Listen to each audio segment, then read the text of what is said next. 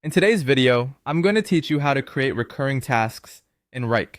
If you ever find yourself repeating the same task week after week, you'll appreciate how efficient this process can make your workflow. Let's dive in. First, open your web browser and navigate to www.wrike.com. If you're not already logged in, go ahead and do that now. Once you've logged in, you'll arrive at your main dashboard.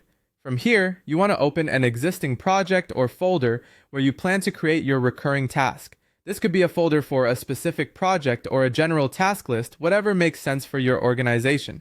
Now, it's time to create a new task. Look for the plus add task button. This will usually be prominently displayed on your screen. When you click it, you'll have the opportunity to name your new task. For example, let's call it Weekly Report Submission. After typing in the task name, simply press Enter. And just like that, your task has been created.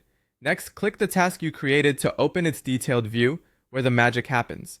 In the detailed task view, focus your attention on the upper right corner. There, you'll spot the three-dot menu, often called the ellipsis or More Options menu. Clicking this will unveil a drop-down, and here's where you select the Recurrence option. This action will bring up a set of parameters that allow you to define how often and under what conditions the task should repeat. Within this recurrence menu, you'll start by setting the frequency, whether it's daily, weekly, monthly, or annually.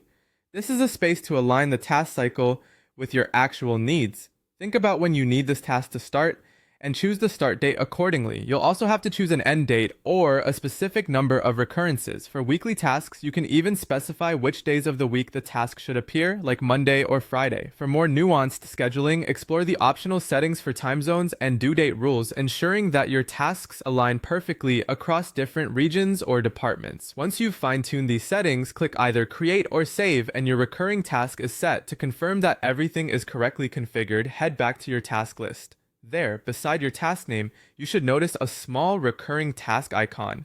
It's a visual confirmation that your efforts were successful.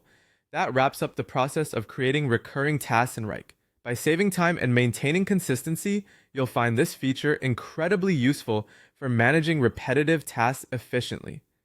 Thanks for tuning in, and be sure to check out more videos for additional tips on optimizing your Wrike experience.